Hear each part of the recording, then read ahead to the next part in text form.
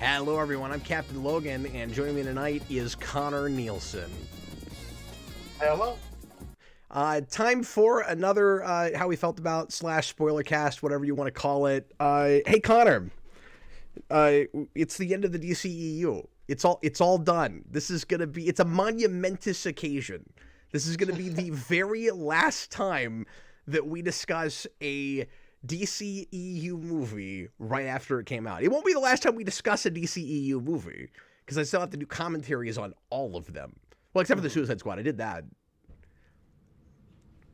Wow, already. Oh, that's right, you did. Yeah, because we jump around with the rewind commentaries. So certainly, yeah, yeah, so this and all of those other movies will at some point, for better or worse, while we like stretch our imaginations to come up with things to say for some of these, we will talk about them again. But this will be the last time right after. So I don't know. Like, I want to say it's bittersweet. I want to say I'm going to miss this, but I'm not. Like, I'll just come out right out and say, I'm not. I could not be more overjoyed that we are finally full-on rebooting, which is all I've wanted for the last...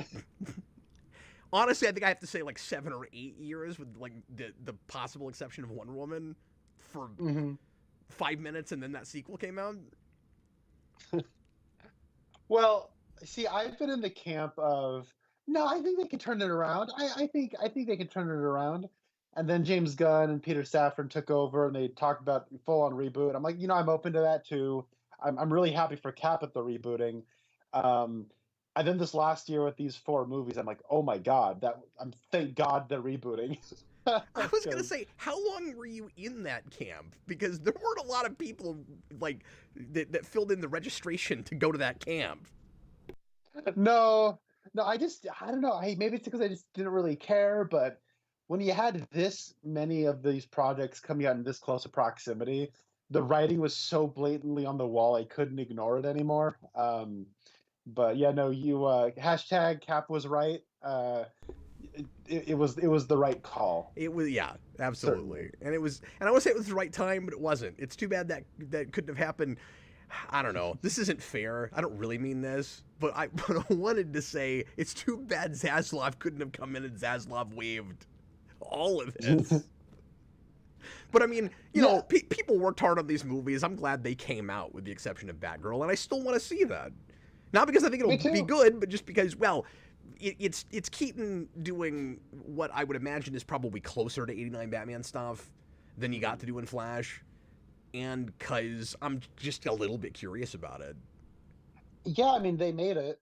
I want to see it. You know, there is always going to be that curiosity. And I still think that will leak. I still think at some point we'll see that. Certainly, nothing stays hidden forever. And there is kind of a novelty with it, where I do have this interest in lost films, and just kind of the way home media and the way we catalog everything. We don't really have lost movies anymore, and that's like one. Yeah, you know what I mean. And it is like a high-profile studio doing it, and it's like in the middle of like the superhero movie craze. Maybe towards the end of it, we'll see how things shake out. But there is something kind of to it, and maybe the least interesting thing about it will ultimately be the movie. But like, I do want to see it. But you got to be curious about what Brendan Fraser turned in for that. Yeah, definitely. Well, and we almost had another one, Oscars, because that Roadrunner movie got shelved, and then there was all that backlash, and they turned around, okay, fine, I guess we'll put that out. Have they found someone to distribute it? Because I remember they were like, we'll shop it around. I want to say they already did. I can't remember. I know it's been full on announced that we are definitely going to see that movie now. But well, great, cool. Yeah, cool. And I was excited about that. Anyway, I'm stalling because, like, full disclosure, I don't know how much I have to say about this movie. Tonight we are tackling Aquaman and the Lost Kingdom. Is that the somewhat generic sounding title for this? We almost had 3 Kingdom movies over like the end of last year into this year, and at some point on a stream I came out and said that, and I was freaking out about it, and then it turned out that it was only 2 and not 3, because I remembered Ghostbusters Frozen Empire being called Frozen Kingdom, and I was wrong about that. But apparently in Europe it is actually being released under that title. Hey, so you're kind of right. So I was sort of right. Hashtag Cap was partially right. Yeah, But, yeah. but we got You're a prophet, this, sir. and then we're getting probably my most anticipated movie this year. Well, except suddenly Beetlejuice. Beetlejuice, I'm very excited about. But and I'm trying not to get my hopes up, but I can't after that poster. I can't help but be like kind of stoked for that all of a sudden. But besides that, the new Planet of the Apes movie is probably my most anticipated movie, and That's that is right, yeah. Kingdom of the Planet of the Apes, and then this is Lost Kingdom. Wow, yeah. And then we I got remember having Frozen that conversation with you, yeah. Empire. Yeah, I think we talked about that on a how we felt about it. Yeah, which one was it? It wasn't Rebel Moon, but I think it was. No, it was a while back. Yeah, Austin it was says like... that Roadrunner movie has not found a distributor yet. Oh, okay. But Bummer. I'm sure we'll see it. It has to, right? Like, they made the whole thing. It's done. Yeah, exactly. I don't know if all the effects are done. I don't know if all the animation is done, but they made it. Yeah, maybe it will just like be and like I don't know, give it 20 years. I think we'll see it. Well, Batgirl certainly. I think that Roadrunner movie we'll see in a couple of years or less, because that was supposed to come out this year. Anyway, let's talk about the movie that we actually came here to talk about, I suppose. Well, I have full disclosure. I'm leaning on you because. Oh no! Don't do that. That's it's been 5 days since I've seen this, and the problem is, I've seen movies since then. Yeah. And my brain is thinking about like Mean Streets and other stuff that I've seen in the last few days, and not this. Actually, I watched this on the second half of a double feature. And I remember the first movie I watched much better than I remember this one. So, and that tells you something, right? Because usually the second movie kind of wipes away the first one a little bit. You'll be like, "Oh, that's right, I watched another movie. What happened in that?" You go read a plot synopsis, and it all comes back to you. Oh yeah, that's right. I saw that movie. So I saw this yesterday. And and again, I'm kind of maybe giving away my sign flip too much when I say this. Getting ahead of myself. But like, I walked out of the theater with this almost out of body experience, going like, did I just see a movie? Like I guess I did. I guess I saw a movie. Then I had to kind of wrap my brain for a minute. Like, not even on the way home, not even like in the car, like walking out of the. I was like, oh yeah, I guess I'm at a movie theater and I just saw a movie. Like, I almost, like, this is hyperbolic, but I almost want to go as far as to say that as I was watching the movie in places, I kind of had that, where I was like, am I watching a movie? Oh, yeah, I guess I am. Like, my mind was wandering a lot. Like, this movie struggled to keep my attention. I'm so glad you said that, because I feel I had almost the exact same experience. Like, where it was, like, I'm looking down at, like, my leg, thinking about, like, groceries or something. I'm like, oh, my God, a movie's on. That's right. That's exactly what I had. Yeah. Well, let's talk about it. Sure. Yay, Aquaman!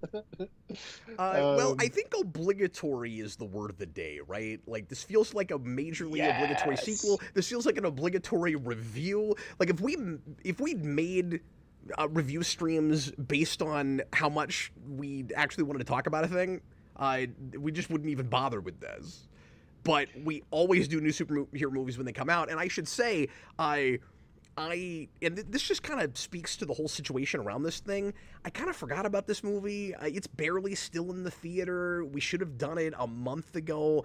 In my defense, my wife delivered our last baby the week this movie came out, and I just couldn't get to the theater. And then after that, I completely forgot about it. At one point, you and I were going to do that and Rebel Moon together. Mm-hmm. That would have been interesting. Because one of these is more interesting than the other, but both of them, it would have been a lot of like racking our brains, like, oh yeah, what happened in that? Well, I'm also glad we gave the proper 2.5 hours to Rebel Moon, because it maybe needed it. And that was a lot more fun to talk about than I think this is going to be. Yeah, well, I like talking to you, so hopefully that makes up for the movie. It gives us an excuse to hang out, and we can do it in front of an audience. That's fine. By the way, thanks for being here, folks. Welcome. If you want to help jog our memories, and there's any particular aspect of this movie you really want us to talk about, because we will probably be broader and more overviewy today. I don't know how actually in the weeds with this, detail oriented we're gonna end up being. We'll play this like we always do, where we'll do kind of some non-spoiler at the beginning, and then we can get into some spoilers, especially if there's anything specific you guys want us to talk about. So leave a super chat to guarantee that we talk about any aspect you want us to, or you can leave regular comments. We'll do as many of those as we can get to also. And as per usual, there's my spiel. Thanks for watching this after the fact if you did that as well. And sorry you couldn't interact with us, but, you know, that's how time and broadcasting works. So, Connor, you said you wanted to lean on me when you're not strong, and I'll be your friend. I'll help you carry on. But do you want me to... I never do this anymore. I always make my co-host do it. Do you want me to give the synopsis? Or I think I can give the synopsis. Can I you remember handle enough about the premise to help you out. He's like, no, let me do the synopsis because I don't know what else I'll say. So at least then my voice will be in this review. Yeah. Just out of curiosity, well, I'll do the synopsis first. I have a question afterwards, but so anyways, the setup of Aquaman and the Lost Kingdom is a sequel to Aquaman. At the end of Aquaman, conveniently, this sort of begins with a previously on Aquaman segment. Aquaman became the King of Atlantis. And I wish now that was the happening... name of the movie. I wish the movie was called Previously on Aquaman. A decent size of it does feel like recap. Because there's a lot of that. It's got that Fox 90s Marvel cartoon thing of just constantly showing us things we've seen before. Even into like the third act, I was like, whoa, okay. Yeah, that was in this movie too, and we're flashing back to that. Okay. So Aquaman, Arthur, is now the King of Atlantis. Atlantis is still hidden away. Black Manta, one of the villains from the first movie, wants his revenge and is seeking out some kind of ancient power to get his revenge on Aquaman for killing his dad. And then he finds some mysterious power with some kind of underwater, like, it looks like that castle from Mordor in the Lord of the Rings, where it's like, it's kind of like based on like the Wizard of Oz, where there's all the green and black. Dude, I had Wizard of Oz with this too. Yeah. It seems pretty clear that's what they're going for. And then, so Black Manta gets possessed by like an ancient Atlantean spirit. I guess this was one of the kingdoms that was a part of the Undersea Empire, and then they fell away. And now the leader of that kingdom is possessing Black Manta to get revenge on Aquaman. And there's just a thing everyone wants. There's a MacGuffin. It's like this. Oh my god! Actually, I don't even think I remember this movie. Okay. No, you've done a lot better than I would have, honestly. So, in order to stop the bad guy, because you're remembering a lot more about the actual like lore. Well, I was talking about it with my brother. And he watched it like a little bit after I watched it, and so he was able to remind me on certain things. So Aquaman teams up with the villain of the first movie, Orm, who is in prison. They're brothers, and they team up to try and stop Black Manta, who is possessed by, I think they call him Necrus. It's something like that. Or is Necrus the name of the Lost Kingdom? You remember that? No, I can't remember. I thought Necrus was the... I'll check. I thought Necrus was the invading spirit, but... Okay. Maybe it's not. Look how unprofessional we are. We can't remember the I don't think that's unprofessional. I think it speaks to the experience we had with the movie. Like, anyways, the point isn't important about what the story is. What is important is there's a lot of action scenes, like a lot of them, like so many more. Like, they got Academy Award-winning actress Nicole Kidman was so kind to return to this franchise. And it's like she doesn't even have an introduction. She just like shows up in an action scene. It's like she just appears and now she's in the movie. Like it's wild. There's so much action in this movie. Anyways. Oh no, the possessing spirit is Kordax. Okay. I couldn't remember which was which. Who gets so little dialogue and is so barely a performance that on Wikipedia he's not even listed as one of the main actors in the film. Wow. Okay. Yeah, like the villain of this movie is not a performance; it's a special effect.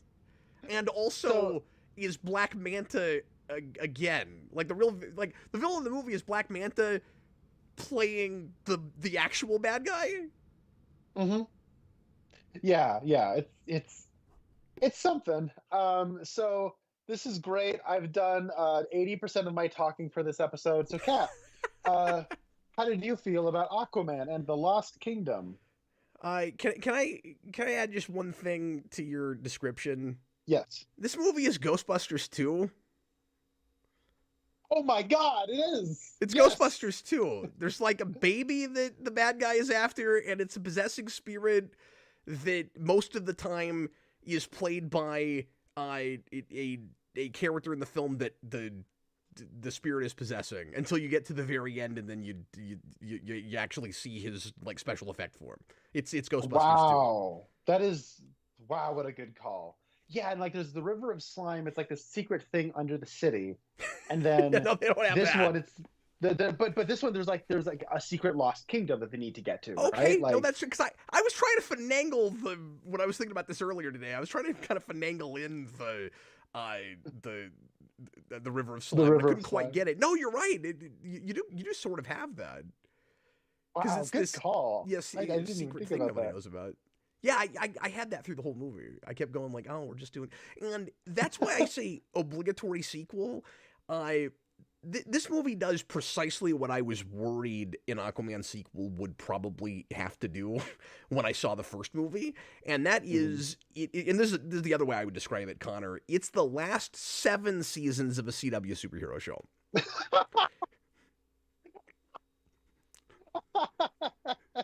That's what it is. Because what you do with the first season with Arrow, Flash, Legends, et cetera, is maybe Legends not as much, but what you do with what we used to do with this is all outdated now because those shows don't even exist anymore, but or they're not making more of them, I should say. Thank goodness. But what those shows tended to do is they had all their good ideas in the first season, and they crammed like 3 or 4 years worth of material all in 1 year, and then they had no ideas after that. It's like, we're terrified we're going to get canceled, and then, oh, we got renewed, and our show's really popular. I don't know what to do. I guess we'll just kind of rinse and repeat and kind of hit some of the same beats again, right? This doesn't have exactly you just told the exact same story again problem, but it is stretched really thin in my mind because all the really creative stuff, especially visually, they just kind of got out of their system already, and they already explored a lot of the mythology and lore. It seems like, you know, James Wan kind of wanted to do. So like, we already did the trench, we already did, you know, like X, Y, and Z. There's all these, and then we are kind of repeating ourselves because of course Black Manta is the villain again. So you have the one new mythology bit that's okay, there's this secret kingdom we didn't know about, and now you're starting to, and I'm sure that's comic book, and I'm not a big Aquaman guy, but now you're starting to encroach on or starting to accidentally look like you're ripping off even like the other big superhero franchise, because now it's also just Ragnarok again. Where it's like, oh, okay, there's a secret kingdom we didn't know about. That's a good point. Yeah. And what's that going to be? And it's the same thing as the Hela thing, because it's a sibling of not our main character, but an ancestor. And it's somebody that branched off from the family, and like the Baptist church broke off into two different into two different churches, right? And this is like some Catholic propaganda. Oh, the Lutherans, they broke off from us. Yeah, exactly. So it's not the same movie again, but it does feel very derivative of, you know, other stuff that goes to these places, and it's got a lot of sequelitis. So so luckily it's not just a carbon copy the story again, and I do appreciate the ways that it does some of the stuff the Thor movies do, but moves away from them or does the opposite thing. Like, we don't do exactly the same things with Orm that we do with Loki, and I like where Aquaman is at the end of this movie better than where Thor is at the end of like all of his movies. Now, I don't know how I feel about how we got there. I think there's a lot of, like execution issues here where it's just kind of forced or rushed or too easy, a lot of stuff. And it's also very often way too like holding your hand and heavy-handed about its messaging and about it. And I don't mean preachy like it's too political. I don't want anybody to think that that's what I'm saying, because yeah, there is an environmental message here. It's a big global warming thing. Am I surprised? Like, it's Aquaman in 2024. Like, I'm not even gonna dog on them for doing that. It's just the execution is a little lackluster. It's a little lame. Like, well, it's Saturday morning cartoon. Like, that's exactly what it is. You know what I mean? Like, yeah, it's... And folks that I've heard that really enjoyed this movie, and they are out there, and some of them are in our audience tonight. That's what they praise it for. It's like, oh, Saturday morning cartoon, but it's like and that's okay. You can do that if that's what you want to do. If you're a big Aquaman fan, that might not be what you want from this material. I said that about the first movie too, but I thought it was more creative about it, and I thought it had I thought it pushed some visual envelopes for superhero movies. That was the big thing that the first Aquaman movie had for me. Is like, yeah, it was 2 seasons of television crammed into one movie, and it was kind of all over the place. I don't want to say structurally, but like pacing wise, it just like it was so rushed, it was so crammed, all together. But it was like really bombastic and fun, and in a way that a lot of like non-Marvel movies and even a lot of Marvel movies have been afraid to go. Like, I love just how insanely unapologetically comic book that movie is. Does this also have that? I mean, yeah, some, I guess, but like, it's not new anymore. Like, it didn't bring anything new to the table for me. It was like, well, if you want, more of that first movie, this is sort of that, except it feels stale already to me. Now, to be fair to this movie, how much of that is, I know the DCEU is ending, and I'm kind of ready to just be past, this whole quote-unquote continuity, or series of films, I should say, because it's the loosest continuity since Bond, but not on purpose. That's a good one. How long have you been waiting to say that?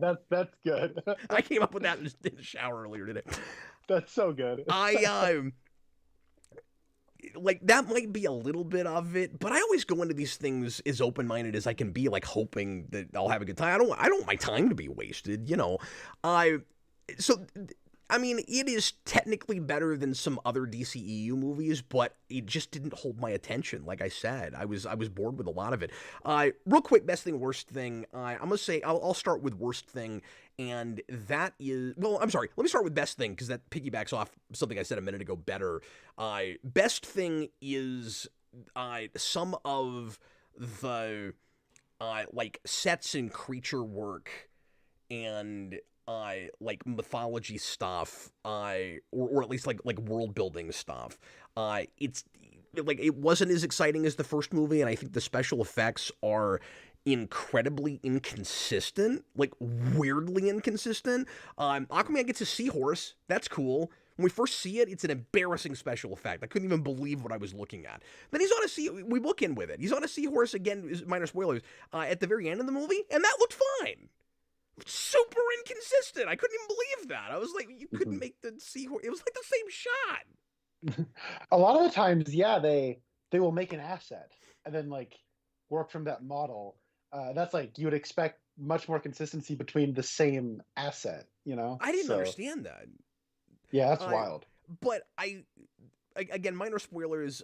There's this bit where Arthur and Orm are exploring in this area, and it's like Ninja Turtles 2, where like the ooze has made things huge. It's like made things larger, and some of that stuff was fun. Like I said, I liked some of the creatures. Martin Short voices a crustacean that I thought was fun, and I could have used more screen time from that guy. I thought he was all right. So some of that stuff was fun, and then my worst thing is exposition. Just like some of the most stilted, I don't know why you expect me to even remember what you just said kind of exposition, with actor, like with the way it's written and the way it's delivered through the actors, where a lot of that feels like, well, first of all, elephant in the room, Dolph Lundgren clearly got all of Mira's lines.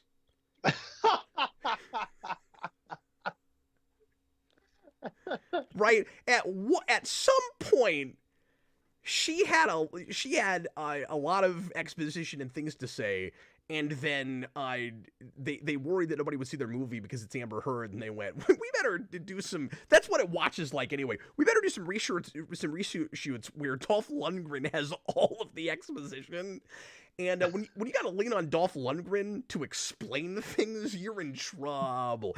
And I feel like you're in a franchise where you already feel a little bit like an old Dolph Lundgren movie because your main character is completely miscast.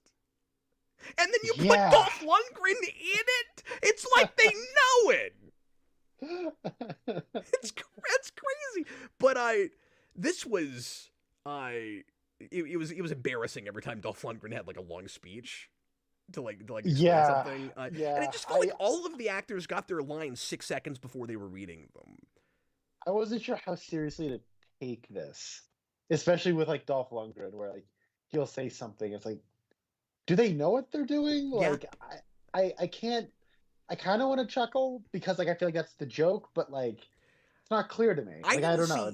I gotta be honest with you. I can see why you had that, and we've talked about this with a lot of things, and that's gonna be up to personal interpretation. Mm-hmm.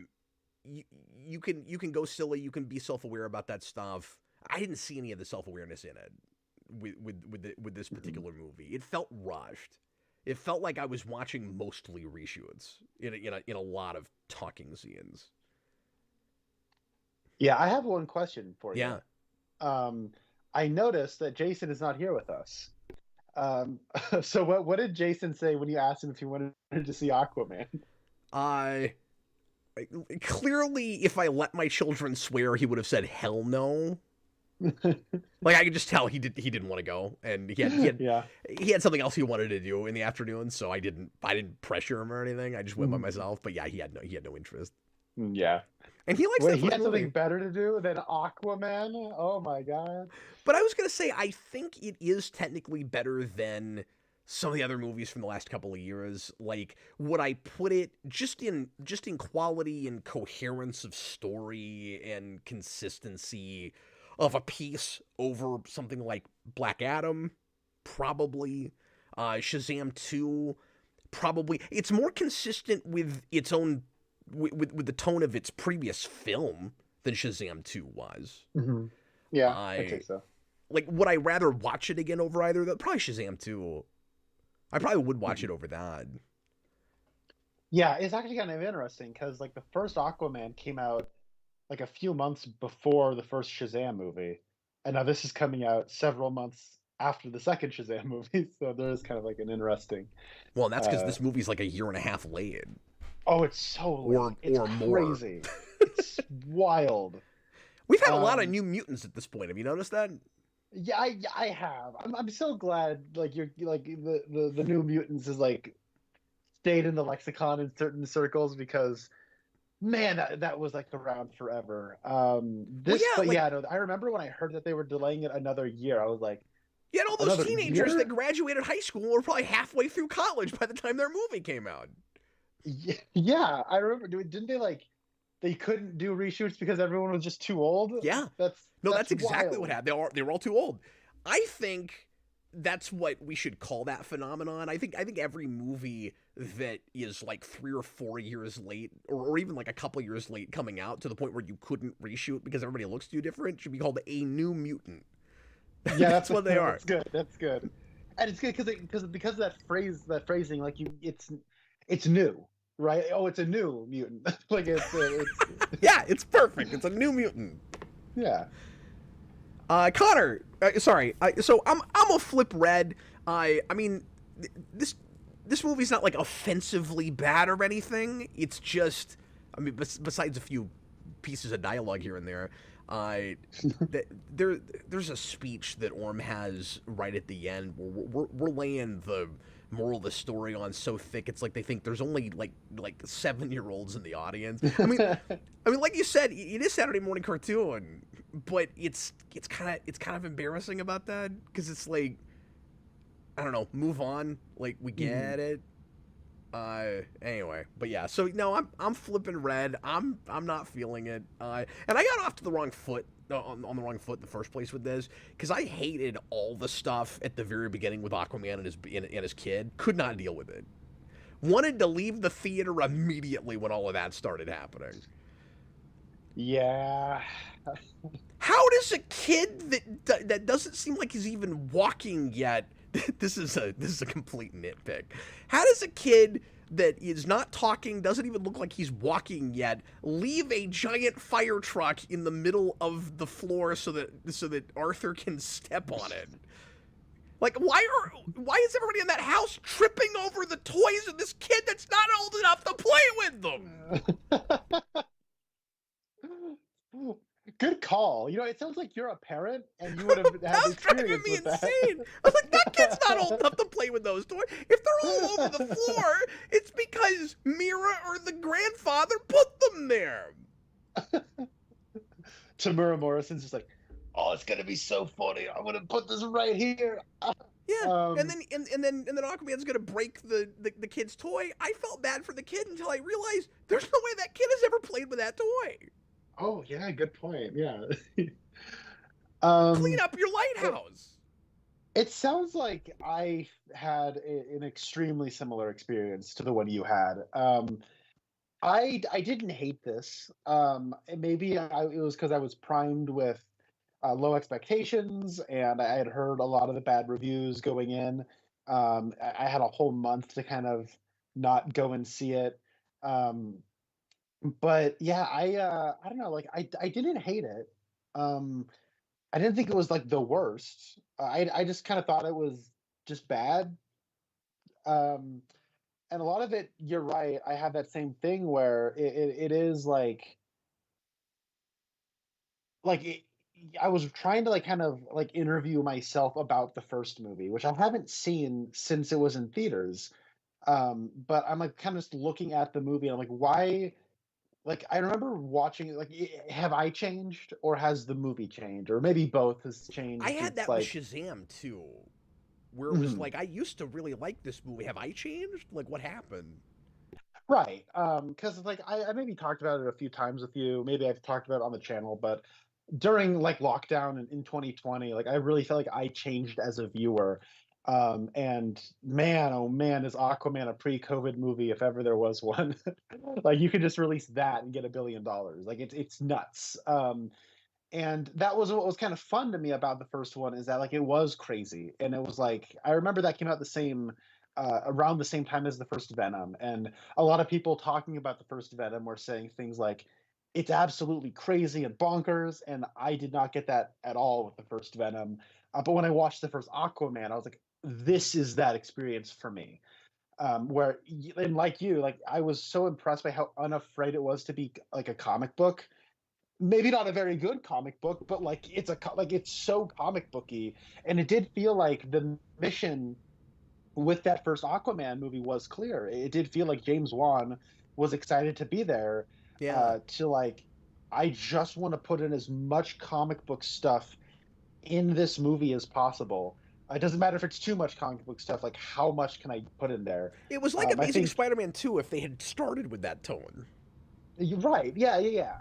I think I described it in the past where it's like this is like the first Aquaman, answers the question of what would happen if a bunch of like people were sitting around a table with a bunch of Aquaman comics on it, and they said, how can we do all of it? And then this one, the problem is they did it all. Yeah. And then the problem with this one is like, I'm sure there's stuff, but I'm just saying they did everything they cared about. Right. Yeah, and that thing is like, watching this, it did feel a lot like Venom 2. Now, I like it more than Venom 2, but it did sort of feel like the first one had something about that people were is offensive. That one was like I actively want to leave. But this one, it did feel obligatory. Like obligatory is the right word. Where I didn't really understand why James Wan came back to direct it. It felt like I don't really know what his mission here was. It did feel like he got it out of his system with the first one. Maybe he's just trying to do his buddies a solid, like he likes Jason Momoa and Patrick Wilson and Amber Heard and all of them. Um, Well, I heard Jason but Momoa pitched a concept for this, and I don't know what part of it was of his pitch is what wound up in this, but the sense I got was it goes forward as early as it does just because Momoa is super excited to make it, and so one's like, okay, because he didn't want to rush into another movie. mhm. Of course, now it doesn't feel like they rushed into it. But what's weird is when you, or like, I don't know if you had this, the movie itself looks like the movie that would come out like too soon after the first one, even though we had to wait as long as we did. It's real hobbled together. Yeah, it's really I don't know, it is just kind of sequelitis. Like it's trying to recapture the spark of the first one, just to like limp results. Like I didn't it's weird. Like it is trying to put a lot of like what you would think of as comic booky stuff into the movie, but it didn't really recreate that sensation of reading a comic book. Now I say that having not really read any Aquaman, but that first one, like I don't know, that first one does have like a comic booky quality that this one felt it was more interested in trying to recreate like a Ray Harryhausen adventure movie. I've only seen Clash of the Titans. Like I haven't seen Jason and the Argonauts or whatever, but it made me want to watch James Wan's like schlock take on 20,000 Leagues Under the Sea. Like that could be a lot of fun. But as an Well, Aquaman and that's sequel, the like that's the influence that that he cited. oh, has he? Okay. Yeah. Because yeah, I guess if I have a best thing, um, I have like two best things, and you've already taken one of them, which is the design work here is pretty good. Like, there's like a mechanical like octopus mech thing that was cool. Like aesthetically, that really plays into like my sensibilities. Like there's some pretty good sets. Like they actually built sets that look pretty good. I think some of the costumes are pretty good. It feels like all the effort is in the design. The actors feel tired, the script feels worn out, but some people came to Yeah. work and made some cool costumes and props and and even so the CG creatures look good except for when they don't. Yeah, It's so it weird. sounds like Jason Momoa pitched this to pre-production artists, and they got super excited So about they it. started just building stuff. Yeah, but I Well, guess if and I that's had one to of the do it, reasons too that I say it feels like a rush job that came out late. Because like mhm. the special effects don't all feel done, but you didn't put it out 2 years after your first movie. Like you had time. Yeah, I don't know if it was like a COVID, like the special effects pipeline got clogged or what, but like yeah, it is inconsistent. But there is just kind of even though I do like a lot of the design work, I do think just aesthetically there's a lot of blahness to it. When I think of Aquaman, I will just be thinking about the first movie pretty much exclusively. Um, and yeah, like you were talking, like I'd say like the real best thing I would have to throw out here is Patrick Wilson as Orm. That would have been Um, my other one, yeah. yeah, he's really good. I like Patrick Wilson a lot. He's like an actor who will show up and give a committed performance no matter what it is, and that's kind of what I think is fun about the first Aquaman movie is how seriously he's taking that Well, over the and I top, love how over the like top and one-dimensional villain. I love how scenery chewing he gets in that first movie, and he doesn't have the opportunity to do that here. And I'm not even complaining about that. It's totally understandable with the story they're trying to tell that he's a little bit more down to earth and more grounded, and he's we're humanizing him, so that's good. I also felt like he simultaneously elevates the material, while I also feel like maybe I'm reading too much into it because I do that, but I also feel like maybe he is a little bit frustrated with the material he has versus what he wishes he was making. I feel like I can read in his performance like a little bit of irritation with what he's having to do while he's still like doing his best with it and elevating the material. Yeah, that's interesting you say that. If I ever watch this again, I'll maybe look for that because what I was getting from this movie is that James Wan was just more interested in Orm than he was Arthur. And to me, it felt like the story of this movie, insofar as there is one, it did feel like, so what we're gonna do, Arthur doesn't like being the king. what we're gonna do is we're gonna give Orm a redemption arc so that he can take over as the king of Atlantis, That's where and I then we thought can it was follow going. him. I guess spoilers. Yeah, we can. That's not Yeah, what they do. yeah. Let's totally go to spoilers now. You're flipping red, I assume. I'm flipping red. If I have to do a worse thing, Yeah. it's Jason Momoa. I thought he was very annoying in this movie, Yeah. and it's the kind of movie where there's so much like sensation constantly happening on the screen, and it's nonstop action. I was pretty bored, and admittedly, like the fight choreography isn't bad. It's just not particularly memorable. I think a good action scene needs to be propped up by the movie around it, and so if the movie around the action was better, I think a lot of these action scenes could have been pretty stinking cool. But when you have just so much of them in succession, there's a samey quality that you know diminishing returns. But I kept forgetting who the main character was. Like I kept forgetting this was an Aquaman movie. To be perfectly honest, I think a lot of that does come down to I was so not engaged in Arthur's story. I was not engaged by Momoa's Neither was performance, and Momoa. I mean, I felt like yeah, he was a little self-indulgent in his performance, where he wanted to be there for the big fun action stuff, and every time he had to start talking, he he looked like not as committed to me. yeah. I didn't like Aquaman. That was the thing I liked the least in an Aquaman movie, and I feel like it's kind of a bad thing, you know. Yeah, well, and like somebody when I posted that we were doing this tonight in the community tab, I responded and was like, "Well, at least you've got really good chemistry with Momoa and Patrick Wilson," and I'm like, I think this is gonna sound weird. I think Patrick Wilson, he has good chemistry with the character of Aquaman, but I don't know that there's really a chemistry between these two actors. Yeah, I don't know if that makes chemistry any sense at all, but that's how I felt about no, it. I was having it this really weird does. thing where I had this one-sided. I don't know if this even makes sense. I had this one-sided chemistry thing throughout this Well, movie where I was like, God, it's like he's by himself on a green screen, and like Jason Momoa might as well be a special effect because he seems to be able to act with whomever like that person is better than they are. Like, and I don't hate Momoa. I've liked him here and there in this role, even though I don't like that the choice of that actor or the direction they went with Aquaman. But man, his delivery of, again, exposition and just like heartfelt scenes with other characters was very unconvincing to me. I was taken out a lot, and I kept like I didn't feel like I was watching a movie. I felt like I was watching people making a movie, and I hate that feeling. to me the reshoots felt so obvious because it is like all the actors are there. They just kind of walk up to their cues. They stand perfectly still, and the camera just gives them a close up, and then there's maybe like a medium close up where you get like two or three of them in the same shot together, and you're like, all right, and cut. Like we're done. Like it feels so like reshoot. Like we got to get this done. Like and there's a lot of scenes like that.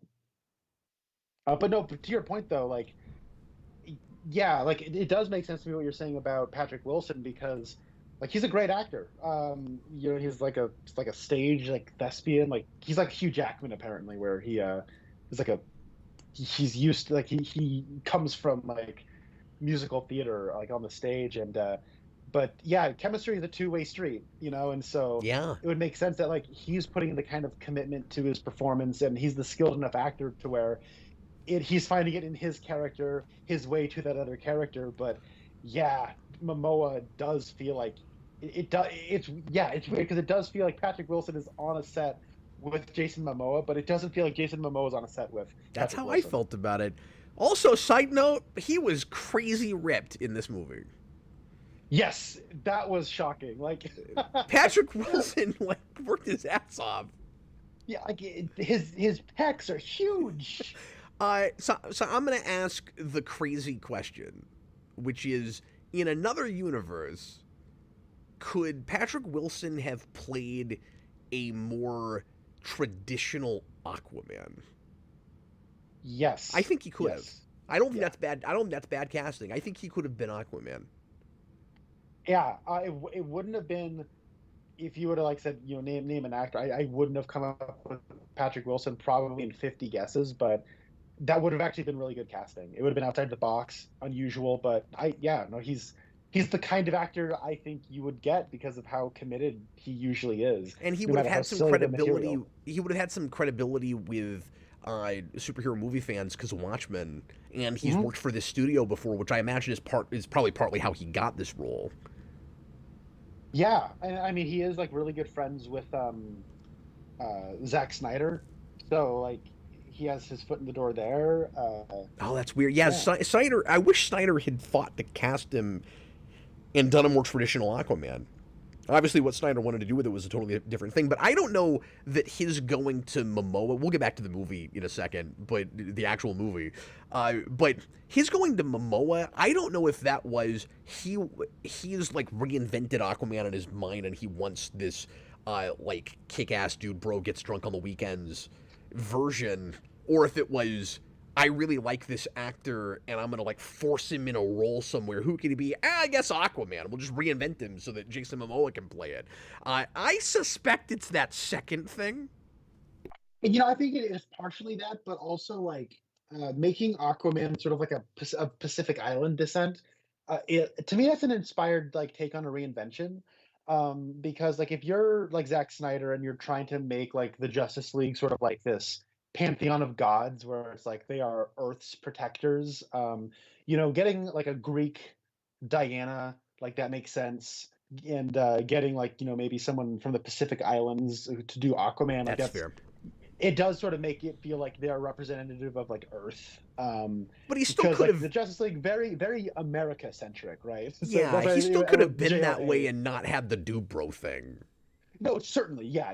But He like, could have been how much of a characterized Dubro was exactly he? like he is in the comics and still have been from the part of the Earth he's from. No, that's a good point. And maybe it was like they cast him because he's a big jacked guy and he's a charismatic good actor. Yeah. And maybe it was just knowing him personally informed that take potentially. Well, and my theory is still somebody, maybe it was Snyder, knew that he had played an Atlantean on television before. Oh, Because he yeah, gets his I start always in forget about Stargate that, yeah. Atlantis. He's like the main Atlantean in that show. As soon as he got Aquaman, I was like, really? I don't think anybody's ever been typecast as Atlantean before. But all right. Yeah, that probably did play to the casting. Like it's so It had specific. to. How What could are it we not on? be? Yeah. It's shocking. But that's not, that's not a big show, especially anymore. And so a lot of people aren't even, aware that he had a TV career like that. He was Yeah, on that. but He was on that show for 5 years. I mean, he was in the whole run. if they're working in showbiz, like there had to be somebody higher up who was a fan of Stargate. Like it was a popular enough niche thing, right? Like it has to be. Yeah. Let's go through these super chats real quick. I don't understand two of them, but I'll read them anyway. W49 super chat. He says, unironically, my new favorite film. I think Netflix will probably pick this up and continue the saga. I can't wait. I'm assuming that's a joke in some way. It has to be. I mean, he says unironically, but why is he saying that about Netflix? And is it something to do with like Zack Snyder? Because it's like everyone's like, oh, probably man, so. Netflix is gonna pick up the Snyderverse. Let's go. See, I'm such a jerk. I read a comment like that, and I'm like, I immediately dismiss it. I'm like, Zoomer humor. I don't understand. I don't know how old Dubby is, but I bet you're right. I bet it's that. I bet he's like, it's gonna go to Netflix because that's where they've got the very successful, wonderfully well liked Rebel Moon. and Army of the Dead. Let's not count that one out, okay? When we were talking about that movie before we reviewed it, Jason and I were in the car, and Jason accidentally referred to it as New Moon, and I was like, it's not that far away from Twilight. Like, it's really not. It's really not. W put in another 499 super chat and says Jason Momoa is the worst thing. Not only is that untrue, it's an outright lie. Hey, we're entitled to our opinions, sir. Richard's Victims 49. We're getting trolled for even doing this stream. He says, man, talking about Aquaman while Apple TV has Masters of Air. You guys really are geeks, not nerds. That's what Dan's probably watching. He's like, Aquaman, nope. Oh yeah, Ooh, right. history. Okay, I'm gonna watch this. Yeah, I don't keep up with or review enough like uh you know like more sophisticated cerebral intelligent things on streaming, and I don't go to the theater that much except for this kind of stuff when we've got to review it. But look, I've done this for 15 years. Why stop now?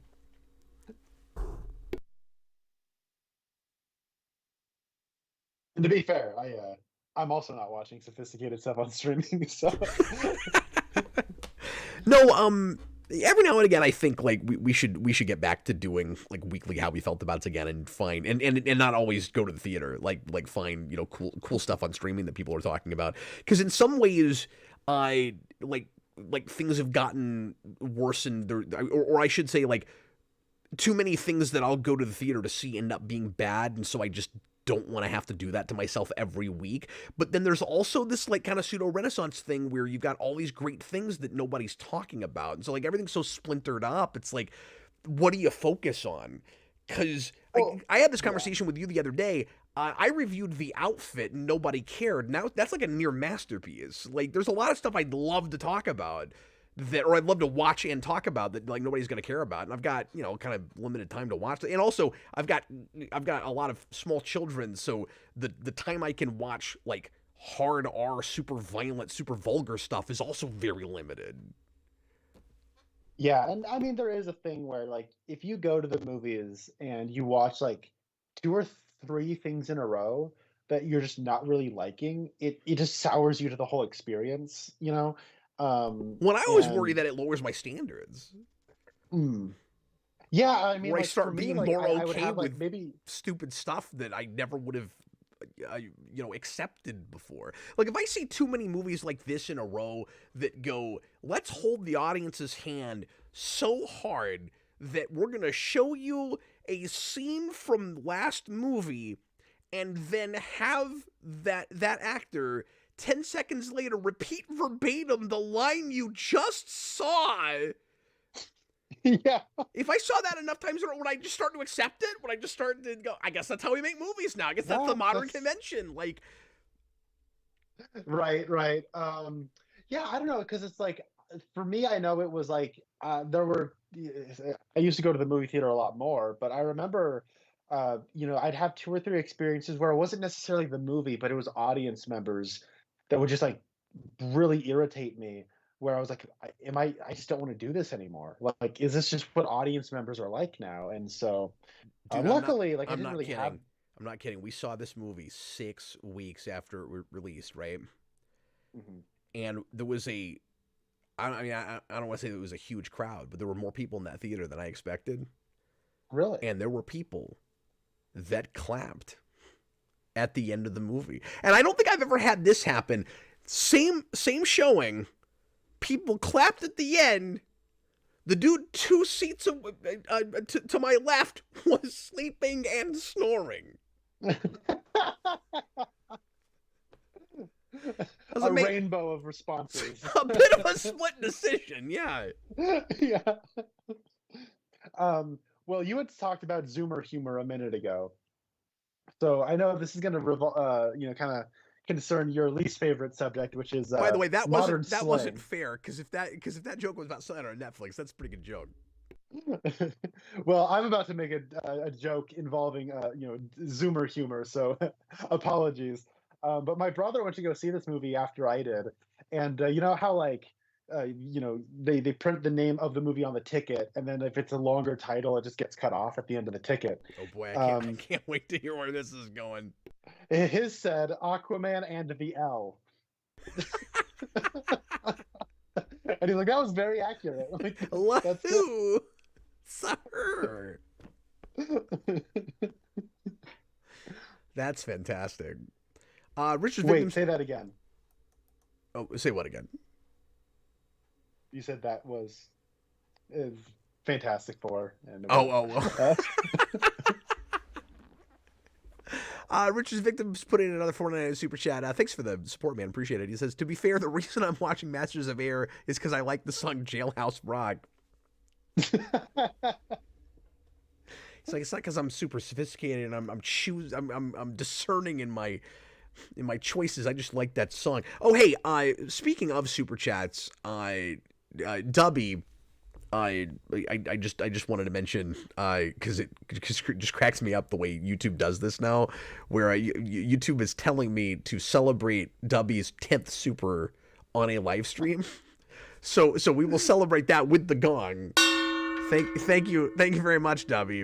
Appreciate the super chats, and congratulations on your 10th super. I don't know if that's 10th super collectively or they were all on my channel.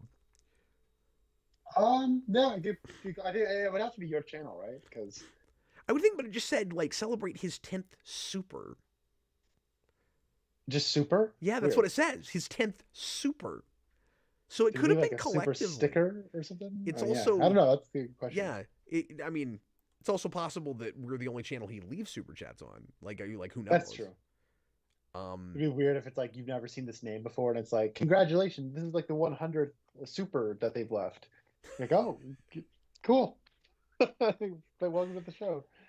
So I really appreciate the super chats. Not one of these has asked us a question yet about an aspect of the movie that we've not covered, which I'm not surprised by, honestly. Richard's Victims, 499 super chat. As a joke, I want to go see Oppenheimer and just clap and scream, yeah, when the bomb is finished.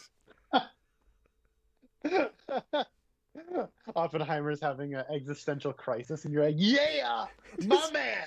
Go in and see it like it's a popcorn flick. That's the crazy thing is, though, it kind of is. Like, it made No, $950 million. No, it is, but I guess I was trying to think of the right word. I guess it just be like blockbuster, like. No, you're right. Like, and that movie had that appeal, but like it's not a blockbuster. You don't go in there and like It's- cheer for it like you do, like action movies. Like, yeah, no. To me, it's just hilarious that we live in a world where that did have that giant mainstream appeal somehow. Like, yeah, it's that's crazy. nuts. It's crazy. Now I'll say this about Aquaman though. We're kind of lampooning, how little interest there's been in. Sorry, I just remember something I got to mention at some point. The how little interest there's been in the last few of these, and how that whole thing fell apart, and for good reason. But I think it speaks to, at least in my opinion, the fact that superhero fatigue is not exactly what people think it is, and I'm not denying that is there. We've talked about this a lot, and I still say a lot of that has to do with quality over quantity. But if you put out too many really crappy ones, you're just going to get to a place where the whole genre is going to be like Fantastic Four. Nobody's seen a good one, so they don't think a good one will be made, right? Yeah. No. But I gotta mention, it is shocking that this being the last DCEU movie where nobody cares, and all it's been nothing but duds, several before this, with Blue Beetle and again Black Adam. I wish Black Manta got a movie over Black Adam, sure, et cetera, et cetera. And yes, I get that the first movie did a in the Flash. I get the first movie did $1 billion. This movie had a $200 million budget. It made $4 million. So like it made its money back. They did not actually lose money on this movie, or if they did, not very much. Like if this can come out and still make 400, if you put good movies out, people will probably see them. Or at least good movies about characters that anybody that like anybody's heard of and has any interest in. Like this should have done worse than that. Is all I'm saying. Yeah, no. I mean, look at the Marvels. Like this should have done worse than that. Yeah, good point. And honestly, like I'd be very curious to know what the breakdown in terms of like where its money is coming from, how much of it's coming from China, because because apparently like Hollywood only gets like 20% of the Chinese market box office. Like it's pretty crazy, like small number compared to like getting stuff from the US and how much is coming back from like other markets. But the one thing about this movie's cost that I know is pretty crazy is its marketing budget, because they did basically have to shift its release date 3 times and launched 3 different marketing campaigns. So I think its marketing budget might be like kind of crazy lopsided compared to other movies. It But probably yeah, is, yeah. And you know what? I might have to rescind the point I just made because I had not looked at domestic versus worldwide. I just looked this up. This is according to Box Office Mojo. The international take for this movie was 71%, which I suspect is about whoa, what it was the first time around, because that movie would not make anything close to $1 billion if it wasn't released in China. We all know that. Domestic was only 120 million. that's still better than I thought it would be. It still seems better than it should have done. Yeah, but yeah, I would say honestly, this is probably my favorite DC movie of the last year. I was so bored with Isn't Blue that Beetle. shocking? Yeah, it doesn't have like the complete lack of like taste that the Flash has, the wrong-headedness of the Flash, and Yeah, I just really didn't like Shazam 2 like at all. me So neither. yeah, so I guess it's probably my favorite. So I'm glad it did the best out of all of them, at least in terms of what the narrative amongst the public is. So hey, Uh, should we talk about Debbie? I'll get to your other super chat here in a minute, and I think we even got another one after that. So we'll get back to those in just a minute. And thanks a lot for the support tonight, guys. Uh, Connor, should we talk about? I mean, I said elephant in the room earlier. The awkwardness of the Amber Heard thing, because yeah, it did really take me out. And I mean, I didn't want to spend the whole time talking about that because that's the obvious, easy, low hanging fruit. Mhm. But I'll throw out 2 points about that real quick. First of all, it felt a little bit. It's not bad in the same way, but it felt a little bit like that last Star Wars like Carrie Fisher thing. It was almost like her stuff was all shot separately for something else, or at least sometimes like it was weird. You got pieces of scenes like that are cut up real hard where we can't cut her completely out because she has a line that's too integral to the thing, and we couldn't get Dolph Lundgren to do that one. So, so, so Dolph Lundgren's not at home watching the baby for Aquaman. so she has to have that line of dialogue, but man, it was unintentionally so funny much of the time. I mean, first of all, she's like Arthur has a baby, and this is a movie about family. It is, Connor, but it's a movie about his family, and mostly just so that his son can be a MacGuffin. And I mean, there's a part of me that feels like if they had any real guts, they would have actually like killed the kid. Hmm. But it's also not that kind of movie, really. So, Hmm. whatever. But I think in the comics, he has an infant son, that like doesn't come of age, that dies early. And like if Oh, okay. they had guts, they would have done that. But well, I say if they had guts, but again, it's not really that kind of movie. Whatever. Anyway, that's an aside. Yeah. But with Heard, it's like uh she was the sidekick. Like she was the it was the first movie was a team up between Yeah. Aquaman and Mira, and the second movie she's completely in the background, and we all know why, but it's so off-putting because that character clearly should be right at the forefront, and the movie keeps talking about her like she is, but we're never seeing her do anything because she can't, and then we keep randomly cutting to her in scenes where she'll have a we'll do like a close up on her for a reaction shot. And I swear to God, Hmm. Connor, some of them are like just the same reaction shot, like 2-3 times in a row. Yeah, yeah. When you have like those like vision dream sequences, it's like, okay, how can we reuse our footage with these? Um, yeah, There's honestly places where it's just speaking, some other actress with a terrible wig, like turned to the camera. it's like just like the side of somebody's like shoulder with like a bad wig on. And I'm not joking. Um, That happened at the end. There's that scene. I can't remember if they're like at a picnic or something. There's that scene where we're like behind her, and I'm like, oh, Amber Heard is not there. She is not in this scene. This must be a reshoot. That hair is way too bright. There's no way that's actually her. Yeah. here's what I'll say regarding Amber Heard. Because I knew going in, like I'd heard people say like she's like barely in the movie. She's like not in the marketing. She's in like one obscured shot in one of the trailers. Well, some people got mad that she was in very much of the movie at all, where it's like, oh, they pulled the wool on her, over her eyes, pretending like she wasn't in the movie, but then there she is, and it's like, well, guys, they made a movie where Aquaman's wife, like, has to do stuff because he's got a kid, and also she's like really powerful and Right. She was actually in more of the movie that I expected her to be in. yeah. And I Well, did you have what I oh had when boy. she went in the hospital? I thought that was it. I thought she was out of the movie Oh, after that. yeah, definitely. Like I heard that people were saying like there's a point in the movie where something bad happens and everyone goes, "No!" And I'm like, "Okay, so Mara dies." And that didn't happen. So I was expecting her to be a goner.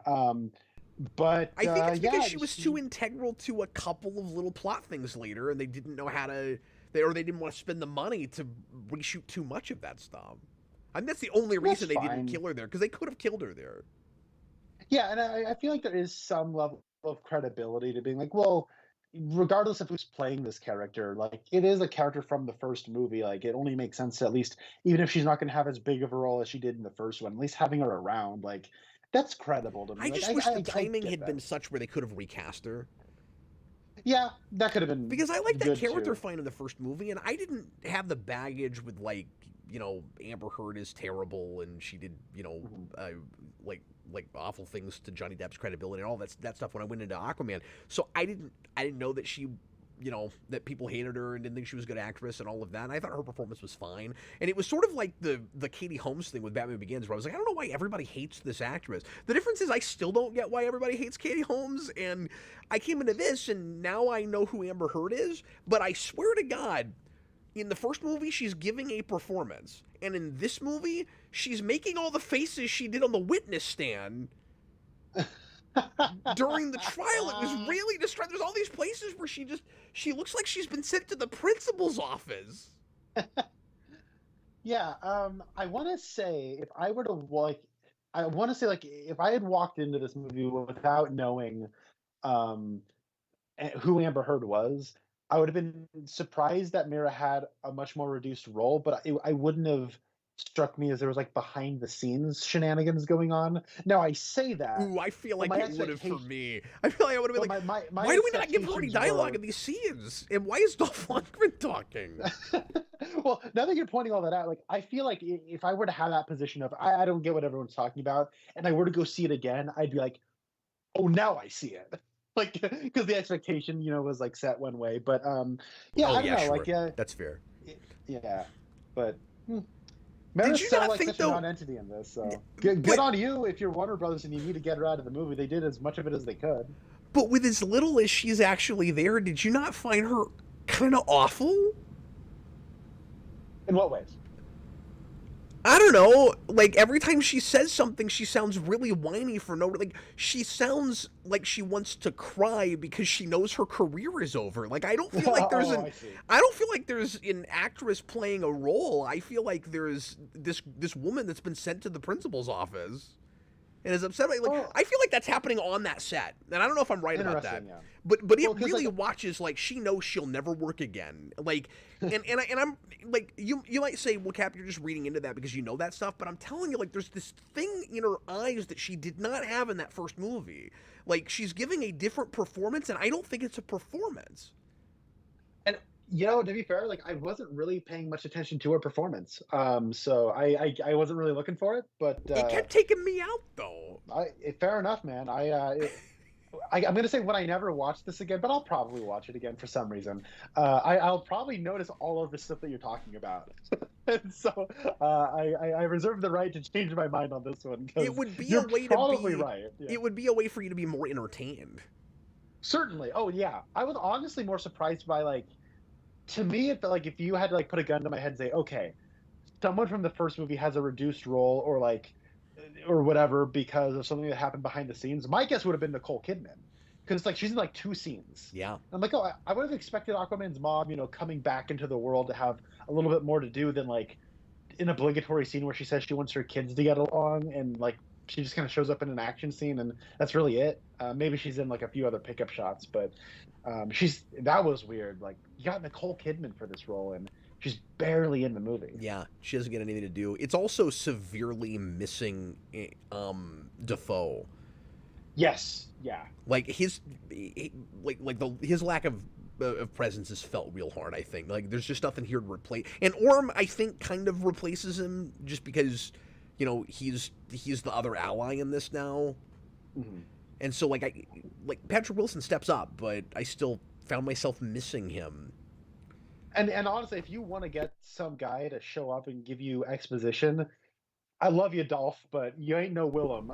Like Willem's up here, he can deliver exposition like it's Shakespeare. No, that's the last actor on the planet you want to do that with. Right. And I don't mean to throw too much shade at Dolph Lundgren. You got to have him play to his strengths. I thought, and I said this back when Aquaman came out. You had, and I never thought in my life I would see this. You had two huge movies next to each other in movie theater houses. Mhm. Both with Dolph Lundgren in major supporting roles, because Creed 2 was playing at the same Yeah. time, and he Yeah. gave what I thought was an Oscar-worthy performance in Creed 2. And He's so good and I'm in not Creed 2. overstating that. He's killer in that. And then you go to this, and it's this monotone, like, oh, they have the trident and the thing, and we have to go get the Otter Creek Kite or whatever the hell it's called. And of Dolph Lundgren performance to typically be, yes. it's like he tapped into what he was doing when he played, when he played He-Man or when he played the Punisher. I need to finally watch his Punisher movie because I've actually never seen a Punisher movie. Oh wow, that's crazy. It's not terrible. It just seems like there would at least be like some kind of cheapo novelty to it. And I don't know, like Dolph ain't no actor, but I do find him charming in terms of like just as a physical presence. He Like I don't even tapped think he's into that something good, in but Creed, man. Like I don't know how they pulled Yeah. that out of him, but that was Creed 2 is so good. It's so I good. really like that movie. yeah. Well, you and I have talked about this because we did that like top 10 of the decade or whatever it was, and Yeah, I don't know if I'd still put it up there, yours but was like real high. I like it so It's much. really Yeah. good. Did you not? Let me just switch gears for a second. Did you not have the pacing thing I did? And again, I was off to a bad foot with this in the first place. But did you not have the pacing thing I did when Black Manta starts looking for the artifact and like before he gets possessed and all of that? Like I was bored to tears during all of that, like scouting stuff. It just went on forever and ever, and I was like, when does the story start? I was bored to tears. It is weird, yeah, because like he has his whole plot is initially trying to find some kind of um like fuel, right? Where it's like if you release it, that it creates global warming or something, Yeah. yeah. Well, wasn't he It is, initially just trying to fix his suit? yeah, because And they're doing this expedition. There's that expedition stuff. Like I was like, why couldn't that have been before the movie started? It went on forever. you're right. And then you have like Dr. Shin there, who Yeah. is just kind of like the exposition device on the bad guys team.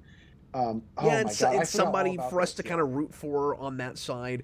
I'm sure this makes sense on a second viewing. I completely lost because again my mind was wandering. I completely lost like the reason that he didn't end up going with Aquaman and Orm in the first place. Because do you remember like they go in and that character shows up by Shin, and he's like, "Look, don't shoot. I'm like I've been working with Black Manta, but that was a bad idea, and I want to help you guys. Can I come with you?" And Aquaman's like, "Sure." And then there's a big action scene, and then he doesn't go with them, and I missed why. I'm sure there's a reason. Oh yeah, I think he got like knocked unconscious or something. I can't remember either. Yeah. Because the plot needs him to stay back so that he can send them a message later. Because Right. and that seemed kind of easy. That seemed a little contrived. Where it was like, well, we got to come up with some way for Aquaman to have the coordinates of where they are. We'll just have him stay back, and then he can press some buttons, and then he sends them an email, and yeah.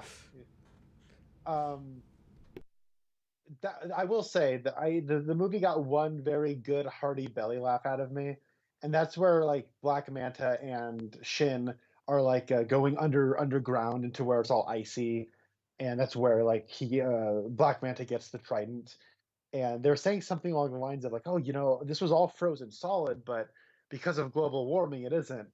And then Black Manta says, "Well, thank God for global warming." Am I right? I laughed so hard at that. Like the other people in my theater also started laughing at me laughing at it. Like It was pretty. That's pretty funny. I think that's kind of an intentional joke too. Like it's so like villainous. Like it's great. Yeah, I've got this kind of catch-22 with Black Manta, where it's like he's so one note in these movies. I think that actor does a great job, but like, Yeah. he's so one note that I don't feel like there's really anything else for them to do with him.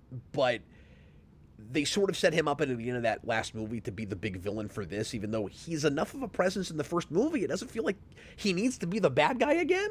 Or maybe what you do is, if you don't do the Orm alliance, you do some sort of Black Manta alliance, like find some way to get him in there. But that's a place where it does feel like kind of a double beat, where it's like, well, he just wants revenge on Aquaman again. How is it going to be different this time? He'll be possessed by a psychotic spirit that wants to destroy the Earth and use him. So it seems, so on the one end, I don't know what else you do with that character. On the other end, it does seem kind of lame that he's just possessed like Hawkeye the whole movie. Yeah, no, that's what I got out of it too. Is it's like, why is he like going along with this? He wants revenge still, and it's like, oh, now it's like super revenge or something, where it is just like, Well, I don't.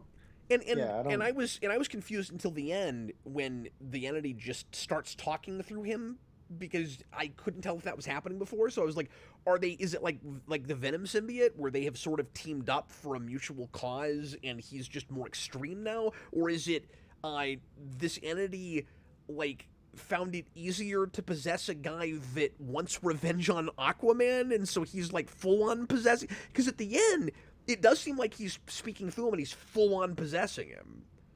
And he does the same thing with Orm for 5 minutes. I had no idea like how much agency Black Manta has, because like it is kind of 2004 superhero thing where like his eyes just glow, so that's when he's like really possessed. But is it like a thing where certain motivations are heightened because he's possessed, or is he just a puppet? Like, and for like a spirit that also has a common like revenge kind of thing, and so because he's possessing Black Manta, people can kind of like, it's like plausibly deniable to where from the outside it just looks like it's Black Manta who just wants more revenge than usual. But well, there is there's one place where they sort of address it, where Arthur is like, I can't remember if it's Arthur or no, I'm sorry, it's who is it? It's a character that's dealt with Black Manta before, and he's like, or no, I think it's Orm actually. Where because Orm knows him. I think. Remember, and he goes, look, he's ruthless. But this was the line: he's ruthless, but he's not psychotic. And I didn't know if that meant the entity was full on possessing him, or if the entity had just like made him more extreme, or he had just decided that now he's willing to. He's just lost himself now. We're like. Because remember, he also has that stupid line where he's like, I'm gonna kill Aquaman even if I have to do a deal with the devil to do it, and that suggests that he's already lost his mind. Yeah. I also had this moment where I went, as soon as he said that, I went, oh, that guy could have played Al Simmons. That guy would not be a bad Spawn. That guy is actually probably a good Spawn. Good call. He's in everything. I don't know why he isn't playing Spawn. He should be playing Spawn. He'd probably be a better pick than Jamie Foxx. Because they want Jamie Foxx. Because that's a big draw. But I think I like Jamie Foxx, but like Spawn. I don't even know if he's still playing Spawn, to be perfectly honest. But I do. That movie's never getting made. So good call. Yeah. You're right. You are right. Because I swear to God, McFarlane's about to pull it. He's gonna take one look at that script when they finally give it to him, and he's gonna be like, "Yeah, never mind." Look, I know it's not exactly what I wrote. You want to get your hands on that script so you can make a fan film version of that. Give me a call. I'll take a leave of absence from work. We'll make that movie. We'll make it. We'll do it. We'll do it. Let me read some super chats. Dubby, 99 super chat. Thanks again, man. When I watch a movie, I enjoy going into a catatonic state. I don't need to have a conscious experience to enjoy a film. I just need to eat popcorn and exist. I know a lot of folks like that. And to be fair, like, I have my days like that, or at least I'm more used to. I think I get to, like, in my own head about it now after, like, reviewing for 15 years, where, like, I don't know how to not accidentally kind of review things as I go along. Mm-hmm. And there's a part of me that wants, like, I don't like to do the quote unquote turn your brain off thing, but to let a movie just totally wash over you, I'm not good at that anymore. And I'm a hypocrite because I've always said when you do this job, that's what you should do. You should let a thing wash over you and then see how you feel and then work your way backwards and figure out why you feel that way. And that's why a second viewing is really, really nice. But I don't know. I find that kind of difficult. I'm answering a silly super chat with a serious answer. To piggyback off of that, because I think about this too, is the way I've learned that I kind of like review things and think about stuff is like, I do let it wash over me for a while, where like I'm not like assessing every scene like as I'm watching it from the beginning, but like, and it's never like a fixed point in the movie, but at a certain point, like I do kind of like realize, am I liking this or not? And usually it's like maybe a little bit before halfway was when I kind of realize I'm liking this, or this isn't doing it. And then kind of as I'm watching from that point on, like the stuff that I was letting wash over me, I'm kind of like evaluating that in the context of like what I'm seeing now. And sometimes you do fall into the trap of like you've already assessed a movie before like the final third has even come, but most of the time, and like, that's I'm not able fair, to... and I don't want to do that. But for me, it's not even always so much like, am I liking this or not? But it's like, I don't know, everything is homework because I might talk about it, Right. and so it'll be I'll go to like an analysis place in my brain or I'll like be filing information away where it's like, well, I'm gonna have to talk about this, and I don't want to look like I didn't actually watch it, so I'm trying to like, commit all this stuff to memory without knowing where it's all going, and like that's frustrating. But anyway, hey, I don't know how much longer we're going to talk about this. We've got another super chat or two, and I'm sure there's a couple other topics with this we should talk about. I do need to take just a real quick break, so we'll do that. We'll come back, and we might not even be here more than another like 10 or 15 minutes after that. But let's just take a real quick break, and we'll be right back.